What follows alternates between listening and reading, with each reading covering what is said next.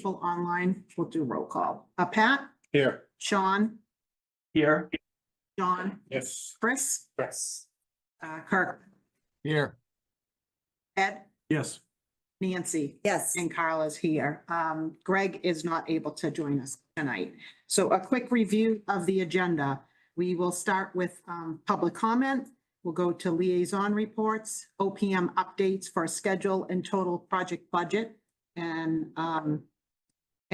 a vote on solar. So we have votes on all three of those items potentially. And then we have a new commitment section with extensions of services for the OPM, not for the designer at the moment. And talk about the modular design services. We will have a designer update and review any comments that were submitted. And then we'll review meeting minutes, talk about next meetings, and adjourn. So we'll start with public comment. Any public comment? Hi, Jane. I don't see any hands raised online. Hi. So we'll move on to liaison reports. Any liaison reports? Any online? Seeing none, we'll move on, Mike, to the OPM update. Thank you.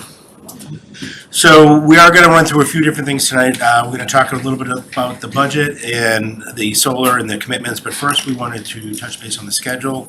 So as you may remember, we had a schedule update last time, and what we had told you last time is basically everything beyond the vote needed to have some work done on it, because basically we hadn't officially voted to approve the vote date. So now that we've done that, we've gone through, we actually met, Pat volunteered some time and helped review some schedules with us, reviewed it with the design team, and we reviewed a few different options, and in the end we came forward with the option we're presenting tonight, which I think is where we stand right now, where we're recommending to move forward. So just so everybody can see this, again, you have it in your packet, but I'm going to zoom in. I think I've highlighted a few additional areas maybe that weren't highlighted in your packet, but where we are right now, we're working through the MSBA schematic design submission. So we're going to be talking about that to submit that on February 11th, and we're going to move forward from that. We're working on district responses to that, project scope and budget conference with the MSBA, with the board approval targeting for the April 30th MSBA board. At the same time, we're working on the vote language and the town meeting vote language. I know Matt has given us the first draft of that. We're working on getting that over the MSBA. We have a couple small edits on that. We'll on the dollar values or the percentages, which I'm going to talk about in just a little bit, which are positive things, so that's good. Okay. But we're working on that language so that we can be ready for the special town meeting, and from the special town meeting to the vote. So right now the schedule is showing the special town meeting. We're still showing it happening on the 1st through the 5th, because we budgeted the time for that, if you will, but I believe the intention is that we're going to do it just on the 1st and hopefully close it out in that one night, I think, right? Can I ask you a quick question? Yes. On submitting the language to Laura, was that 131? I thought we had a lot of extra time in that. We do. We do have a lot of extra time in that. All right, we just watching it to make sure we get it to her on time. When's our yeah, so that's due next Thursday. okay. So we're working through it. We're sending it to MSB for review by tomorrow morning. Like Mike just said, there's an update that we have to update before that, but yes. Perfect. Thank you. So then we do show the town meeting on the schedule. It's not really linked to anything, but it's pertinent to this discussion, so we wanted to have it shown there. And then we show the election dates here again in red here. You're seeing where we're projecting a 5/13 vote or election, popular election, and the design development, which is right below that, is starting basically immediately afterwards. So we'll be having some meetings between now and then. We'll be working on getting amendments presented to you folks so that you can review them. If you have any questions, you can answer them. And part of that will probably be maybe a vote right before that, contingent on an approval that we could proceed with going into the next phase, basically. From the design development, I'm going to zoom out here just a little bit. We go to 60% construction documents, and then 90% construction documents, and then ultimately into the 100% construction documents. The schedule that we're showing you tonight shows 2 potential early packages. I'm pretty confident the switchgear is one that we're going to be recommending. We're going to continue to develop the earthwork and well drilling package, because some of the discussions we had over the last week or so, we just want to make sure that that's the right way to move forward. So right now we're showing it in there, and I would say we're going to come back to you after we probably get the test well done, and we can have a little bit more discussion on that. We're showing pre-qualifications for the base contract. So you may or may not be familiar with this, but because of the size of the project, we're pre-qualifying not only the general contractors, but also the filed subcontractors on this project. So we're going to be looking to do that. We're showing starting in October. So that means come September, we're going to be getting the RFP package to you, the RFQ, request for qualifications package to you guys, so that we can keep those moving forward. And that'll allow us for bidding to happen next spring, basically about a year from when the vote happened. So the vote we're showing is May 13th. We're showing the construction getting out there just about a year later on May 20th, 26th, basically, on the bidding. That'll allow us to execute a contract within that time and basically get the construction going, which allows us occupancy of the building February vacation of 2028. I know that's real high level. We're going to continue to put more detail in there, more items like inspectional services reviews and planning boards and DEP and all that stuff, so that'll get in here as we get into the next phase of the construction. But rest assured that we're in good shape as far as having the amount of time there to get those in there. We just need to make sure we have those in there. We identify the process, going from A to B to C all the way to Z.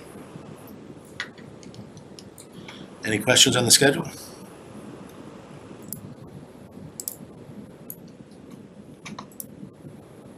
Nothing online. All right, so I'm going to jump into total project budget. So the total project budget, again, this is the 3011 form that everybody has started to get familiar with. I will let you know that we submitted a draft of this to the MSBA last week, and we were informed on Friday they came up with a brand new version of this, and they want our project to use the new version. So we're going to be jumping into that tomorrow. I don't know what it entails. I don't expect it's going to change the total project budget. It might change reimbursements. Again, I don't really know. We're going to dig into that. We just got the notification.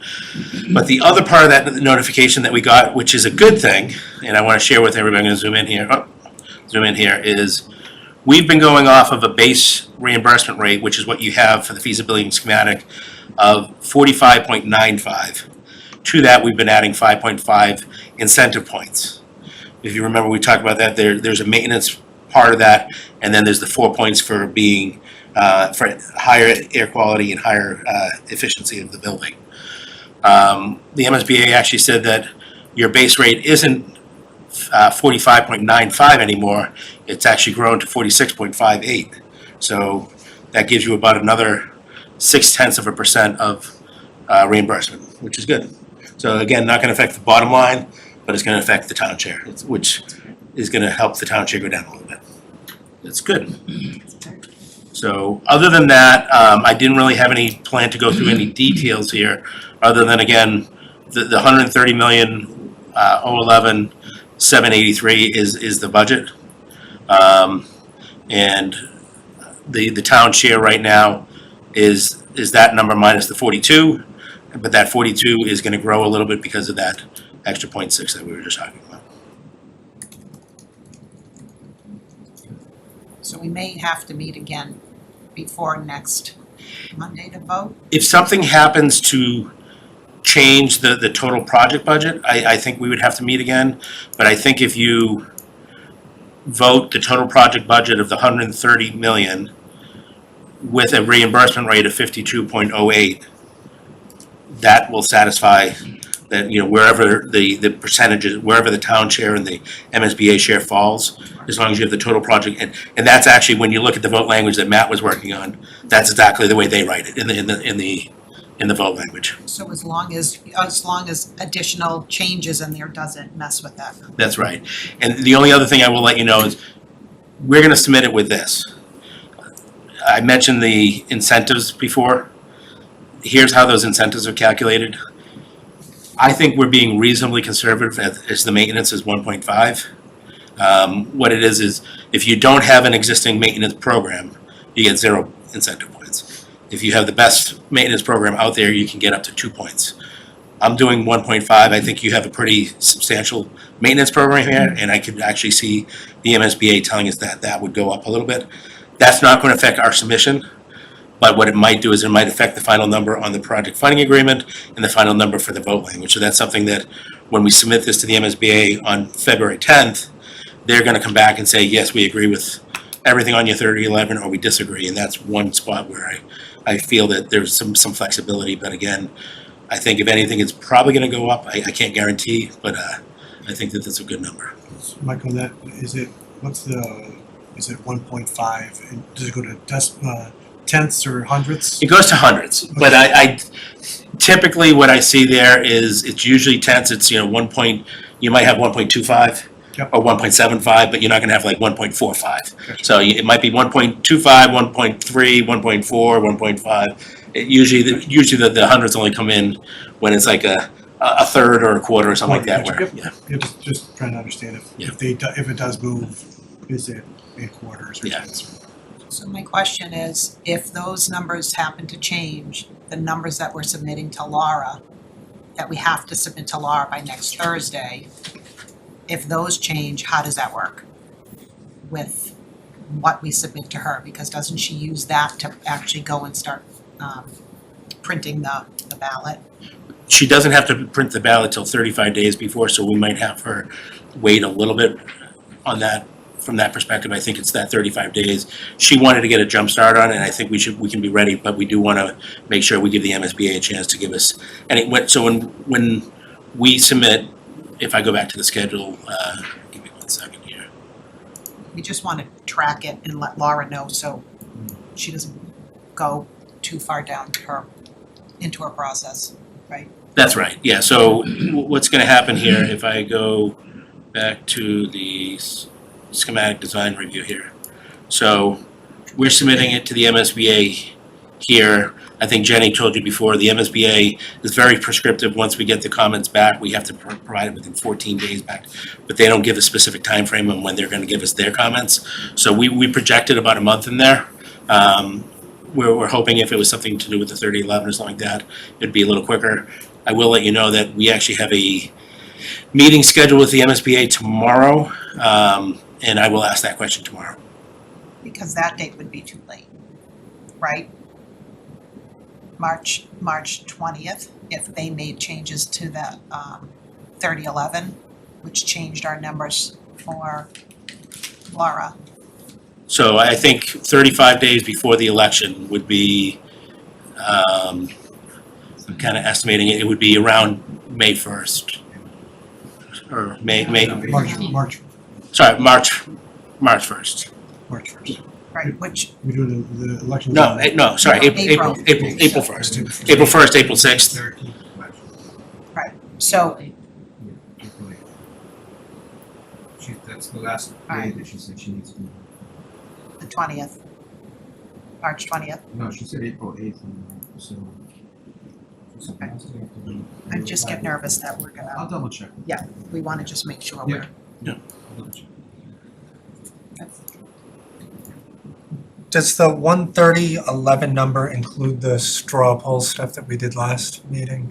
The numbers, or no?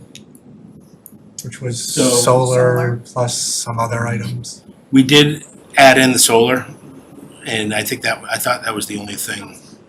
Yeah, it was only solar. So we are actually, we do have an item to officially vote the solar, but we did, this is reflecting the solar right now. Like the actual, causes confusion to people who don't understand the process. The actual reimbursement percentage relative to total cost is about 33%. And, you know, it's 52% Of the eligible. Of the eligible. In 3 words, what category of costs are not eligible?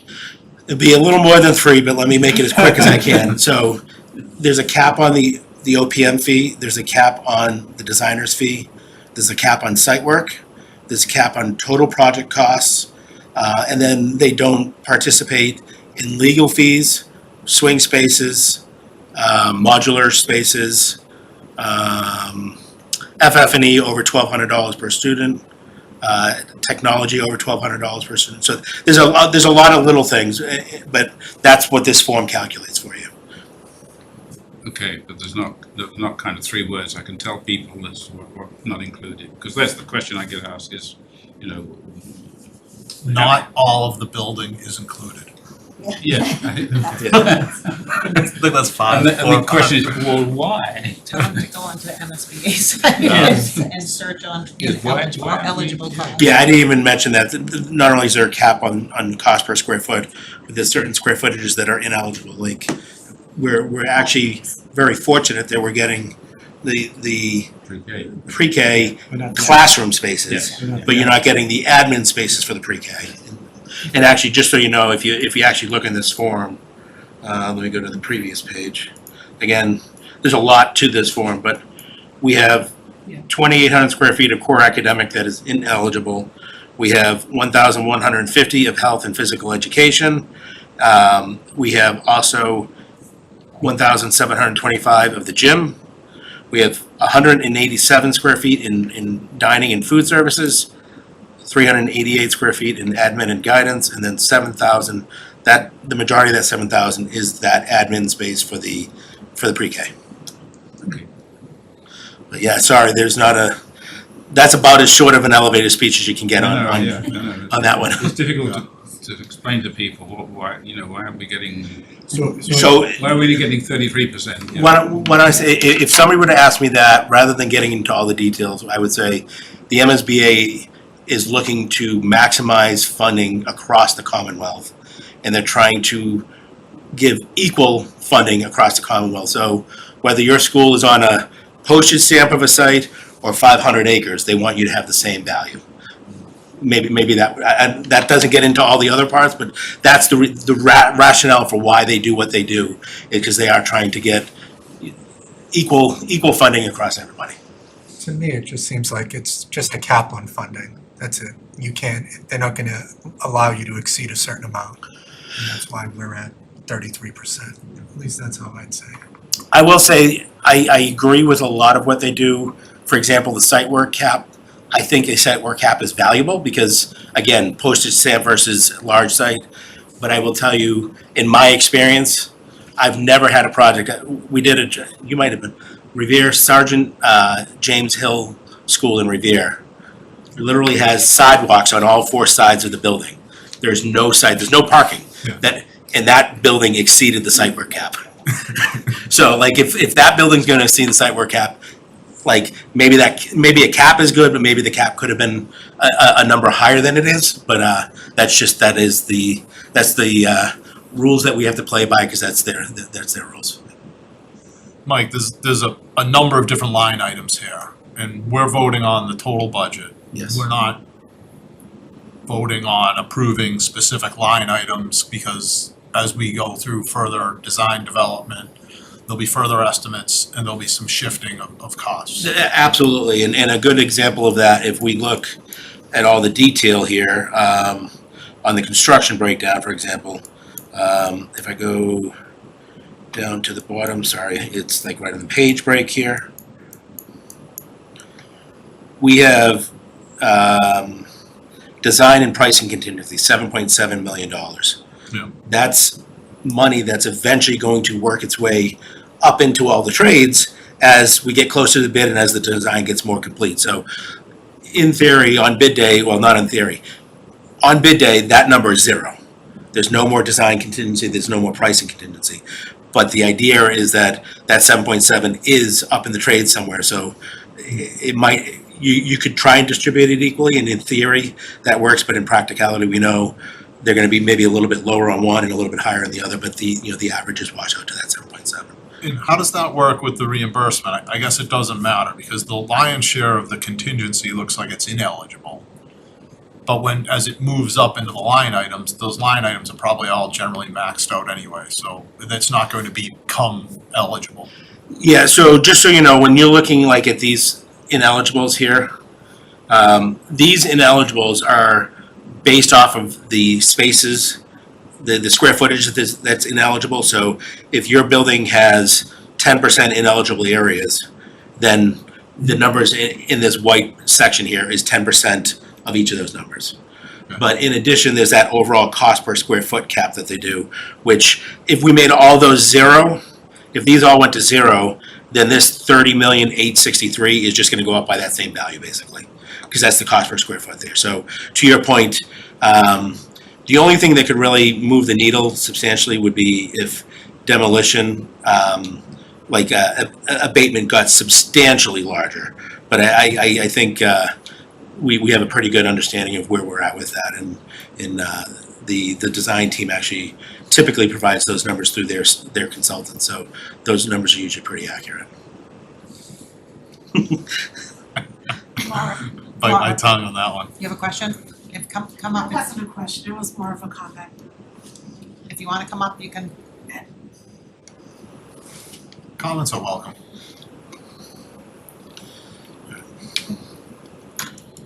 Right, so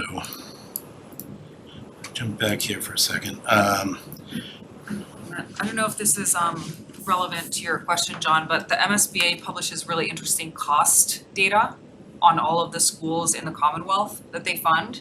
So if a question that people have is like, are the designers designing a school that's like unreasonably expensive?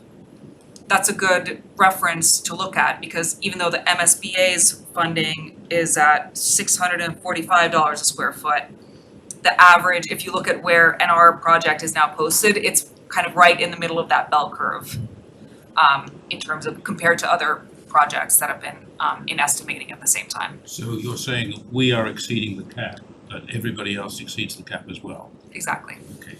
The most, That's a very good point. I think Newton exceeded the cap by considerable time. yeah, the last most Newton recent School, Gun designed it or something. the most recent projects are around in the range of $855 to $1,000 a square foot, so. So the MSBA cap is unrealistically low.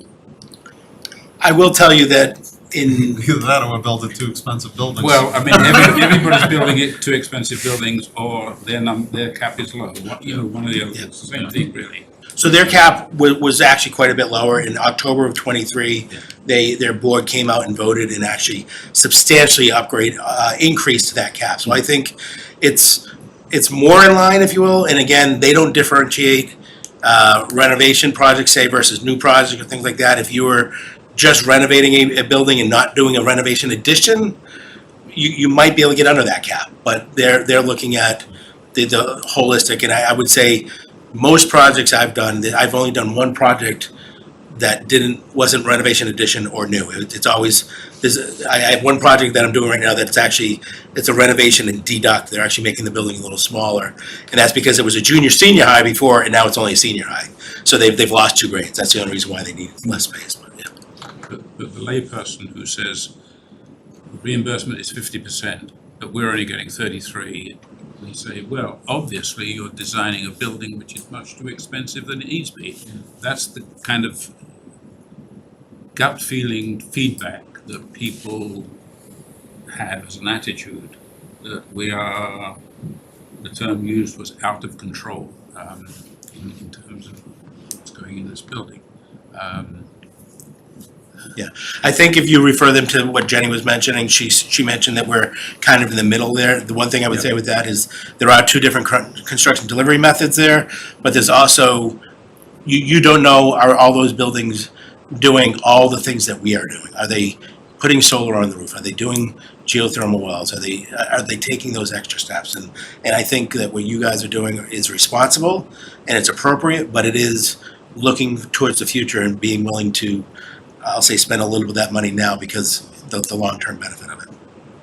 And I think that a lot of people are looking at the school and saying the school's double the size. And what I'm gonna push back and say is we are right-sizing the school per the MSBA's requirements, and that the existing school is half the size that it should be. Because we wouldn't have students in closets and we wouldn't have staff in closets, trying to deliver special education services and other services to students. To an extent, yes. So then we say we can do without the modulars really, so, you know, it's kind of, that's a contrary argument. We are doing without the modulars because we're bringing pre-K back to the high school. Right now, the modulars, well, they house the first graders and the pre-K students are in the building. We're bringing them back to get them off the site. The schools still gross, all of our elementary schools, per the GNAP study, they were 30 to 40% too small. And I would say if the other maybe part of that is that we're sizing within the MSBA limits, and the MSBA doesn't give lots of extra space. Like what I always hear from facilities folks is there's never enough storage, or you know, like so sometimes you like if you look on our kitchen, I think we were over by 140, 180. That's a little extra storage in the kitchen. That's what that is. It was so there's little things like that, but we're being very appropriate from that perspective. We're not going to the absolute largest classrooms. We actually are having a little more breakout space outside, so we reduce the classrooms to offset for that. So we're being thoughtful as you designed it. And to the extent it's a discussion about the differential in the reimbursement, there are simply portions of the building that they don't reimburse us for. And it's not the whole answer to the 33% versus the 50%, but that's a very straightforward. It's 50%, but they just don't participate in everything we do. Yeah. For example, they won't participate in the lion's share of the site work. They just don't. So we're on our own for some stuff. Judy, is there can you send us that, where you found that information, just so it's easily, like, when you get a chance? That would be very helpful. All right. So we looked at the schedule. We looked at the total project. Chris, I think you had the question about the solar. The solar is in that number now. So I can jump to the new commitments, or if we want, I think we were looking for acceptance of that schedule, understanding that it's not the final schedule. It's going to continue to evolve, but that's what we'd like to submit with this package to the MSBA. The total project budget with the 52.08% and the 130,011,783 is what we'd be looking for a total project budget. And we are saying that includes solar. You could do that as a separate vote or include it if that's so the desire of the committee. I think we should do 3 separate votes. Okay, so what do you want first, the solar Let's do the schedule. We'll go right into it. schedule, okay. Move to accept the schedule as presented. I don't know if there's a date up there, but it's presented today by Colliers. Second. Seconded by Ed. Any discussion? Seeing, Is there any change at the bottom line to the move-in date? From what we've seen previously? I don't know if we had April or February or Christmas, but it was always in that 27-28 school year. It's still in the date of the schedule is 1/31/25. Oh, okay, 1/31/25, dated 1/31/25. Second. okay, seconded by Ed. Pat? Yes. Sean? Yes. John? Yes. Chris? Yes. Kirk? Yes. Ed? Yes. Nancy? Yes, And Carla, yes, and the motion passes. Thank you. need a motion on this solar. I would do the solar first because it affects. Move to accept or add solar to the project. Rooftops. And the rooftop solar, I'm sorry. Move to accept adding rooftop solar to the project and the funding. Second. Seconded by Ed. Any discussion? Seeing none. Pat? Yes. Sean? Yes. John? Yes. Chris? Yes. Kirk? Yes. Ed? Yes. Nancy? Yes, And Carla, yes. Thank you. this one gets tricky because can you pull up the number up there? Yes. it may be a So little the bit more. the total project budget is this number here, the 130. Move to accept the budget as presented of $130,011,783 with a reimbursement rate of 52.08%, an MSBA reimbursement rate of 52.08. Second. Seconded by Ed. Any discussion? Maybe just pertinent to John's, maybe reimbursement of the eligible. Of the eligible costs, yeah, that sounds good. MSBA reimbursement rate okay. of the eligible costs, So this is total project cost. total project costs. Okay, make it sound nice. You did just fine. Pat? Yes. Sean? Yes. John? Yes. Chris? Yes. Kirk? Yes. Ed? Yes. Nancy? Yes. And Carla, yes. And that motion passes. Thank you, Nancy. And Ed. So new commitments, the first one here is for OPM services. And I'm gonna just jump right to the actual commitment itself. So we're asking for consideration to extend our contract for an additional $40,000. As you may or may not be aware, our contract is billed on hours worked times rates. And we feel that throughout the process here, we've been attentive in working with the team here, whether it's bringing in some of our commissioning people as sustainability experts to assist us with things like that. We've had lots of meetings with Jane and the communication people early on, and really what we want to do is continue to bring you the level of service that you've had, not only now, but right through the vote. So this is allowing us to continue to do this through the vote in May. And basically the other part of this, I would say, is that this is authorizing a value. If we don't spend it, it comes back, or it gets extended into the next phase. But we've looked at what we've been doing to date, and we would respectfully ask for that. Certainly, if there's any questions, I'm happy to answer them. And it would also carry you through aiding us up to the vote. Right through May, through the vote, absolutely. Okay.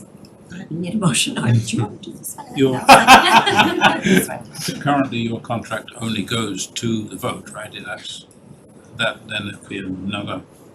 That's right. So regardless of what we do here, if the vote passes, there's going to be a large amendment for us, which is going to take us from the vote all the way through closeout. There's going to be a large amendment for the LBA as well, which again will take them from that vote, through the design, through the construction, all the way through closeout. So the funding is in two different portions. Yes, It's that's 2.2 right. million. I just wanted to clarify that. And then the larger chunk. Yep. Okay, I'll take it.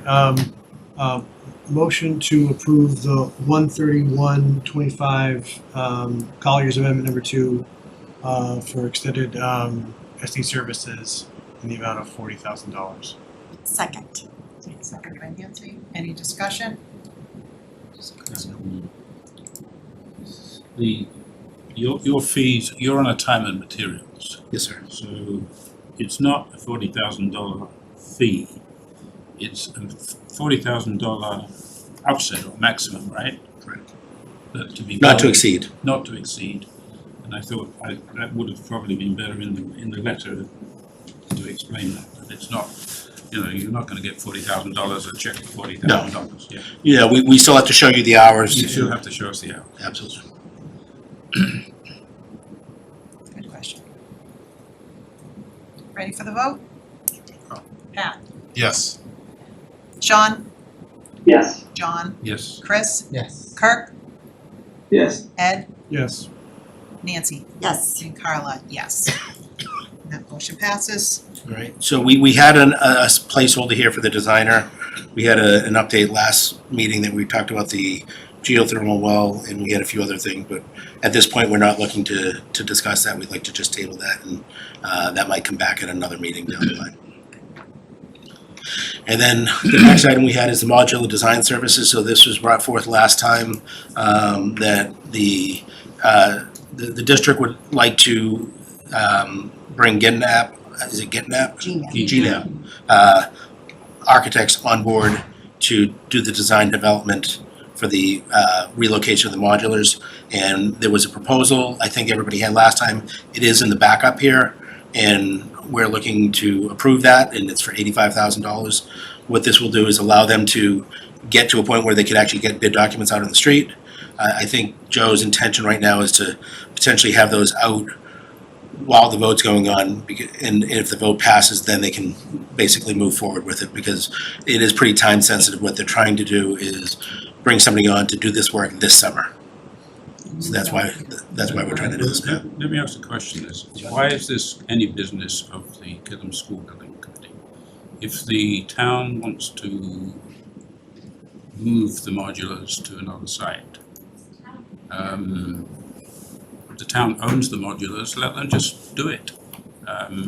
It shouldn't be any of our concern, I don't think. It shouldn't come out, certainly shouldn't come out of our budget. Absolutely not. Well, I think what the thought was, and Carla or anybody else can certainly jump in here, but even though we're moving them to the high school, it's still space for the students that are currently at Killam, and it's space for them to be there while the construction's going on. Because we have to move the modulars out of the way so that we can build the building. So it's a swing space, basically. The town gets the benefit of having the swing space be there after we're gone, after the project is over. But I think that's the way I've looked at it. I don't think this is our business.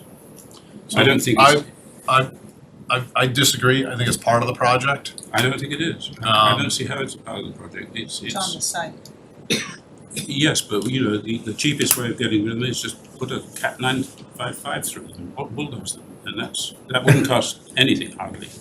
And that's our commitment. Our commitment is to demolish the modulars. Our commitment when we voted for this in town meeting was that we would use them to their fullest. So they've got so much life left in them. That's why we're moving them. Yes, but I don't see that it's anything to do with us in terms We have to find a solution for the displaced students either way. And that's that's a big part of what this does. I would say that if we were relocating the students for swing space, I think that would be part of it. It is in the budget. It's in the budget that we just voted on. I know it's in there, yes, I know it's in there, but I don't see that it should be in there. Because it's nothing to do with, there are two pots of money in town, right? There's money which is raised in taxes within a cap of 2.5%, within Proposition 2.5. And then there's the override, debt exclusion, which is increasing the taxes that people pay. Those are two separate pots, and they should not be confused. And I don't think that we have any right to impose extra costs on taxpayers of the town to do work which is not strictly and completely to do with the Killam School. Can I? Taking them off-site, okay, fine, we can pay that, but setting them up somewhere else, which has no benefit to the Killam School, correct me if I'm wrong, should be coming out of town funds. I think the benefit to the Killams, if you don't do that, where do you put those students? Which students? The students that are in that building right now, in that modular right now. Where are the students going to go? They're going to go to the modular. They're going to go to With At the the high school. modular at the high school. So that, We're gonna flip flop the classrooms that are currently in the building hosting preschool. Those are gonna move to the modulars at the high school, allowing the kindergarten students who are in the modulars today to move into the building. So they're still gonna be technically Killam students, they're just gonna be in a different location, which will be closer. Yeah, maybe I could just talk through the alternate option, like if if you were to not move the modulars to the high school. Yeah. Then in that event, as part of the project, you would have to, the new building is going to be built where the modulars are. So if you didn't move the modulars to the high school, you would have to move them about 10 feet north or west, sorry. My cardinal direction's wrong. Which costs the same amount as moving them to the high school, right? Because we still need a place for the kids to be for that year while the building's under construction. And Then you'd pay to demolish them afterwards. and then you pay to get rid of them afterwards. Or move them. Or the Or move them town, a or the second town, or the town would pay to move them, that would be out of the Killam. So you just, the town would be paying for them twice, to move them. So I guess twice. the cost differential between moving them on the site, you know, maybe it's not 10 feet, somewhere else. And the cost difference between doing that and moving them to the high school would be the part that you could argue maybe shouldn't be part of the cost of the project. That's really just the trucking cost, like, Good. portion of the trucking cost. It'd be difficult to figure out. Yeah. To say the least. I think it's part of the project. It wouldn't be uncommon for this all to be part of a bid as well.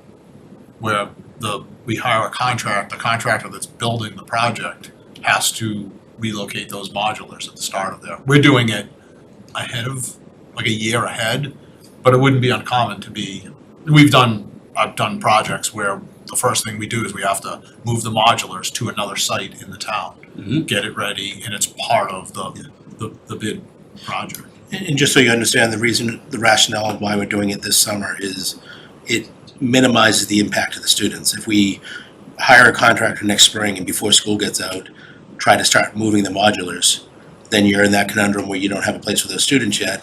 And if you ask the contractor to wait till the summertime, you've started his clocks ticking, but he can't do anything, or he's gonna have a limited amount of work that he can be doing. And part of that too is to defray that cost a little bit is the town, Joe Huggins is working on it. So, you know, we don't have our consultants working on it, we're working on it in-house to make it happen. Where does the money come from moving the modulars, physically moving the modulars? The project. We're either gonna move them on site or we're gonna move them to the high school. Yes. You know, if we did a cost comparison to say, okay, how much would it cost to move them on site, still hook them up and have them operable, versus transporting them and preparing that site at the high school to move them. You know, there definitely would be a difference in cost. I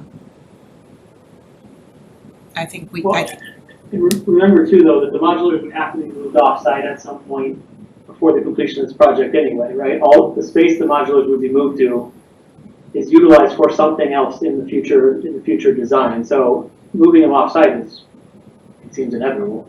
or paying for the demolition. And if they're Yeah, usable, sure, then we sure. want to keep But them. I think the simplest rationale is, but for this project, we would not be moving these modulars. And so relocating them as part of the project. Are they staying at the high school afterwards in perpetuity? Permanently, they're in a permanent spot. For their useful life. Yes. Okay, I still don't see that it's a part of this job. This $85,000 is just a design fee. Yes. This is not the cost of moving. Right. What is the cost of moving? There's a line item in the budget I didn't look at it. for swing space / modulars of $750,000. So nearly $1 million. If that is all allocated towards that. Yeah. It's lower than that.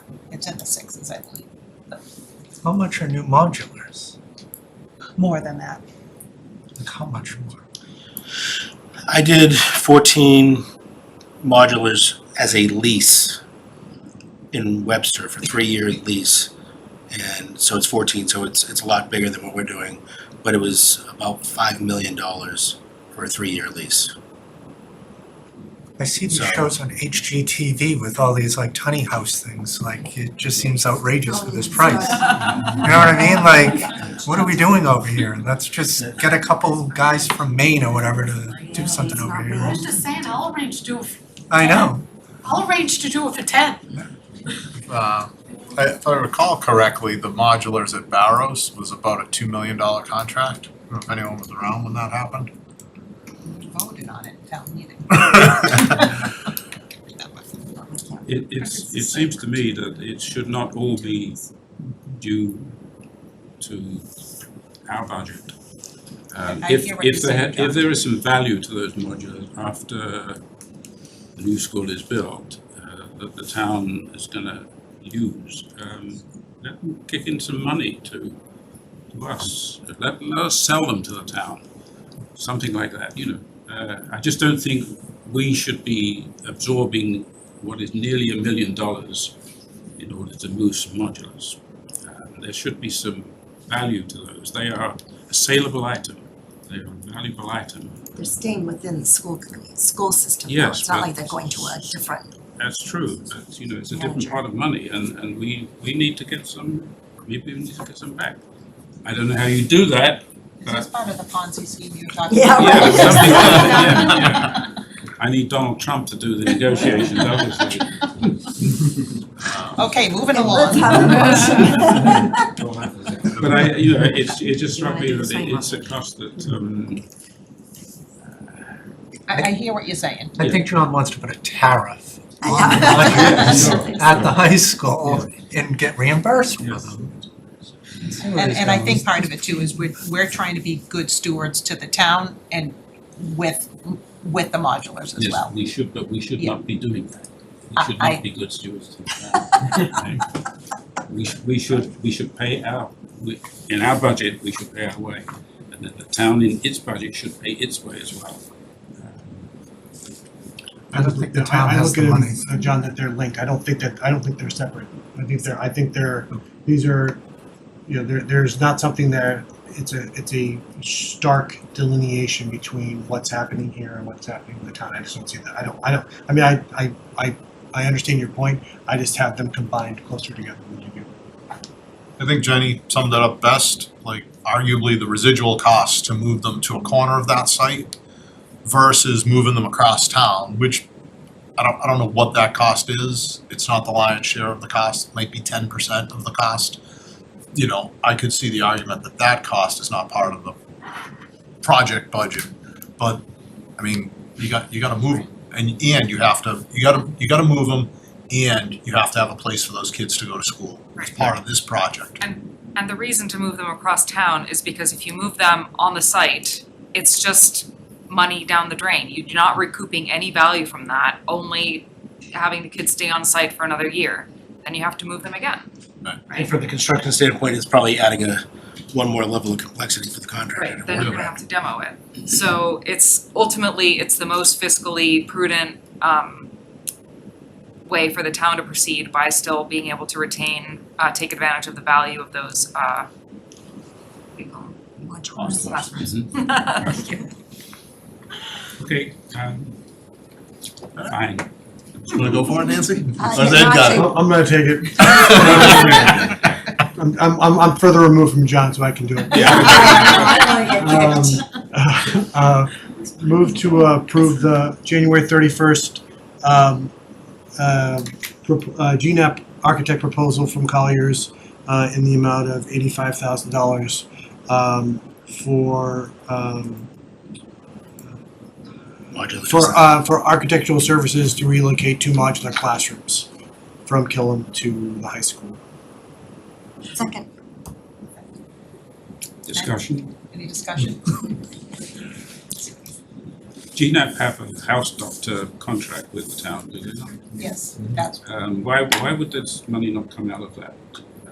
What money? Why do we have to put it in our budget? It's on-call architectural services. So this is outside I understand of that. scope. Isn't this an on-call architectural service? It is, but we only engage them when we have work for them to do that's funded. why would this $85,000 not come out of that budget? I know you have money in there. Well, we're asking for the $85,000 to pay GNAP to do the service. This is not part of our existing budget. This 85,000 is not part of the town or the school department's existing budget. It is not funded, And the so it would have to be funded as part of this project. in the existing budget that Joe has for the on-call house doctor is for the architect to be on call for maintenance of the facilities that we have. And this is, clearly outside of that. It would drain that budget and it would probably exceed that entire budget. It's probably $50,000 a year-ish for that budget. And but for this project, he wouldn't have to spend that. He's reserving that budget for his day job. Was this $85,000 arrived at through some competitive bidding process, or is it just a gift to GNAP? From Gina. GNAP gave us a proposal to provide the services for design and bidding and construction administration. Did you go to any other company and ask them for a price, Joe? No, because we have GNAP under contract to do this service. It's a 3-year contract with them. Under the house doctor contract, is that right? Correct. Well, then why doesn't the money come out of the house doctor contract? Because I think there may be some confusion. We do not have a line that funds GNAP. We only use them. We do have a small amount of money for architectural services, but when we have to do a big project, it's usually rolled into the cost of a project. Like for instance, when we did the roof at Parker, we asked for design money in 1 year and then developed the cost estimate, did the specifications, got the whole package, then the next year we got the funding for the project. So it's not a line item that's funded fully, it's just a small amount of money that we have in there for incidentals.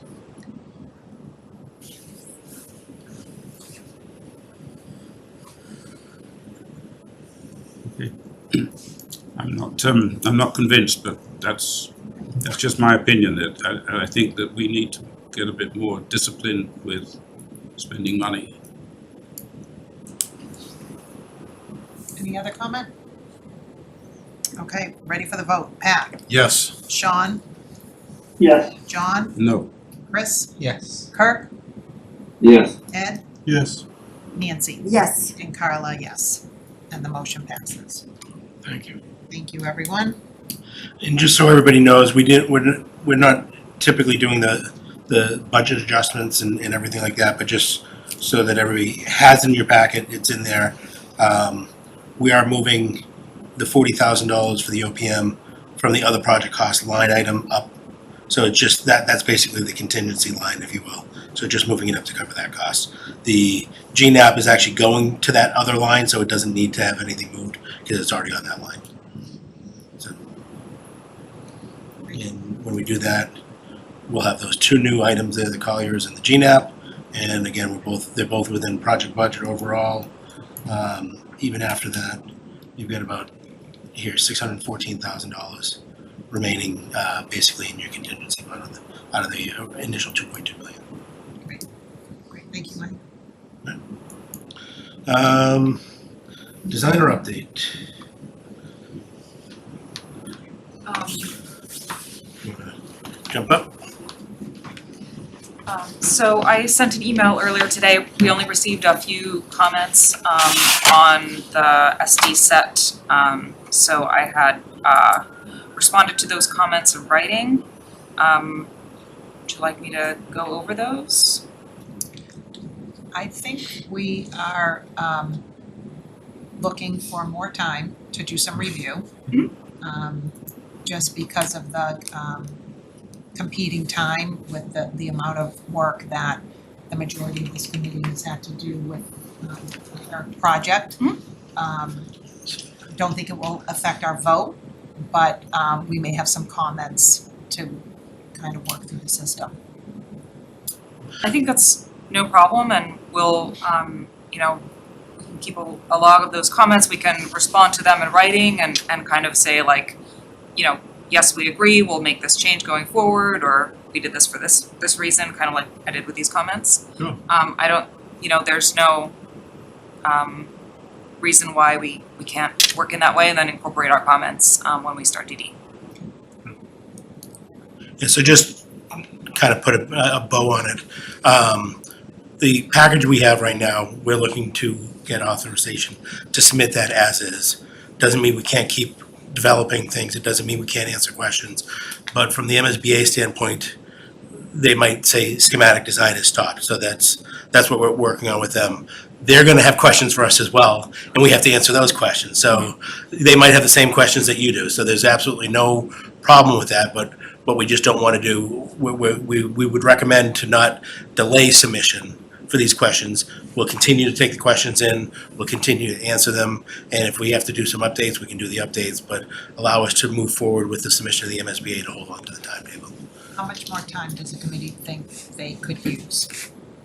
Because we know you just got creamed with another submission. I'm open for discussion, but I was thinking 2 weeks, targeting the 14th. Maybe slide that to the 17th to give us another weekend. I've barely touched the documents. I was hoping to get to them this weekend, but it just didn't happen. I might employ another PVC member as well. Our commissioning HVAC guru, who's not here. That would be good. He'll have I imagine there'll be constructive comments, and they won't be changing the scope. It'll just be feedback. So if we could agree to, you know, everyone likes and needs a deadline, so we can bump that out to the 17th, that would be helpful to us. Sure. But it wouldn't stop the submission. I agree. It wouldn't stop the vote today. Yeah, I also have a suggestion going forward. So not most school building committees are so interested in doing a detailed review of the drawings, and it's certainly welcome. But I would say it's maybe hasn't been built into our schedule in a way that will give you the time that you need to do that. So going forward, I thought, sorry, I haven't talked to you, Mike, about this, but we could submit the when we do the cost estimate set, we could submit it to the school building committee at the same time. That would kind of be a good milestone where things are kind of put together and pretty complete for the DD set. That'll give you like 3 weeks to do a thorough review, and then any comments that you have we'll actually be able to respond to before we submit the DD. Yeah, that would definitely make sense. Great. Yeah, that makes sense. That's okay, so we'll have till February 17th. Yep. To put more comments in.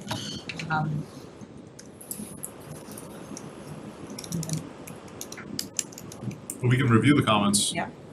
So far, they're probably John's comments. Yeah, John's coming. John's comments. Nobody else comment? Not yet. I put in like We're not as fast as you. 3 today. Too good. So I'll respond to a couple of the substantive comments. So John didn't care for the language where we wrote the upper red brick on the school is meant to visually connect with other elementary schools in town. He didn't care for that language, so we've written some revised language that hopefully is more amenable, where we talk about how the elementary schools are like other civic buildings in town in that they stand out from the fabric of the residential architecture, so they're not single story wood siding buildings, right? And that both the massing of the building and the material used on the building help to express that it's a different kind of building than the You're entitled houses. to have red brick, just have a Yeah. good reason for it. You don't Or have is to- that an acceptable reason? Yeah, it's an Okay, acceptable reason. The other reason was just wacky. I find it spurious and silly.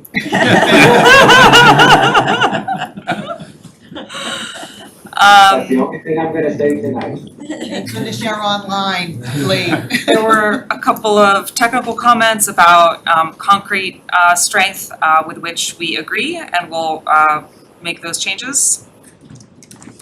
And do you wanna, on the 455 student building, rather than a 635 student building, this is the MSBA's blinkered view. And in the past, when we referred to it as a building for 635 students, we have gotten slapped on the wrist and told, no, do not refer to it as a building for 635 students. The design enrollment is 455, so we have to, in these documents, have to always refer to it in that way.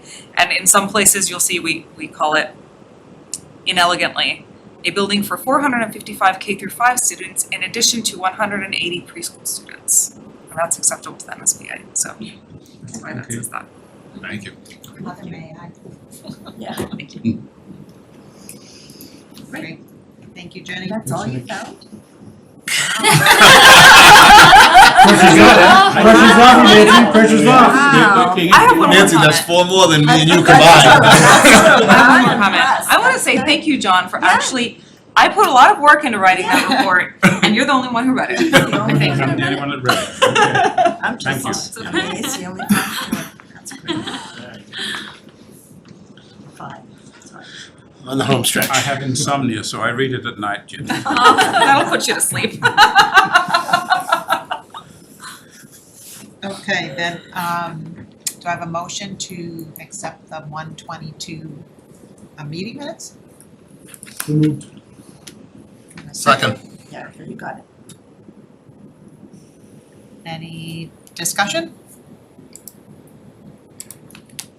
Seeing none? Pat, Yes. Sean, Yes. John, Yes. Chris, Yes. Kirk, Yes. Ed, Yes. Nancy, Yes. and Carla, yes, and that motion passes. At this moment, we do not have our next KSBC meeting scheduled, which we will, we will. No, I thought we We had. will at some point, we're figuring that out. March is, but it didn't say, is it March?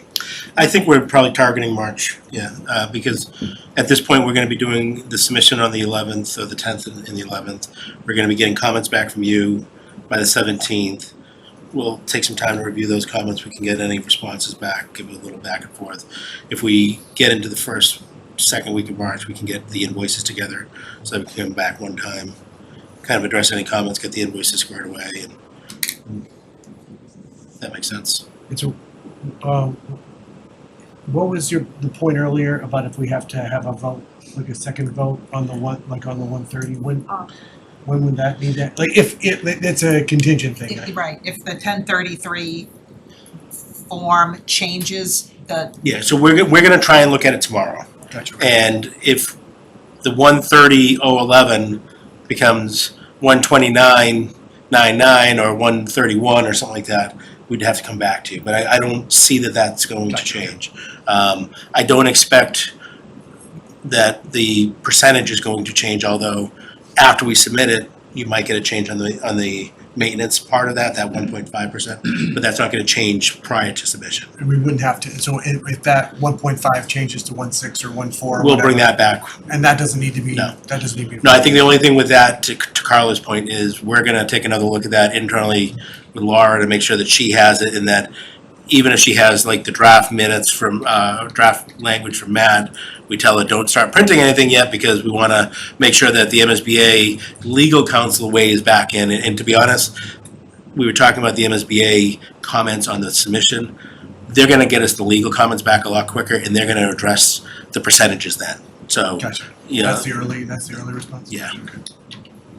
just in case before the 10th, we have to have a meeting, if it's just that subject. And we'll that's do a quick- before Feb 10th, right? Yeah. Okay. Just making sure. Do a Zoom, huh? Yeah, we do a quick Zoom. exactly. Are we going to issue any kind of press release or something that summarizes all where we're at with this? Because, I mean, I have a meeting at the 18th with a group in town, and the subject's going to be Killam and Rico, and I need a cheat sheet. If you would like a company, I'd be happy to come with you for one, because I don't want to take all the hits. And I started a cheat sheet today. And I am going, because of your suggestion, that I'm just kind of putting things down. So I'll kind of have somebody run it by the group to see if you want to add anything. It's just on one sheeter that's, people can look at, maybe it just gives them more information. Yes. And then we can publicize it. Lindsay did have a little comment online, Go ahead, Lindsay. so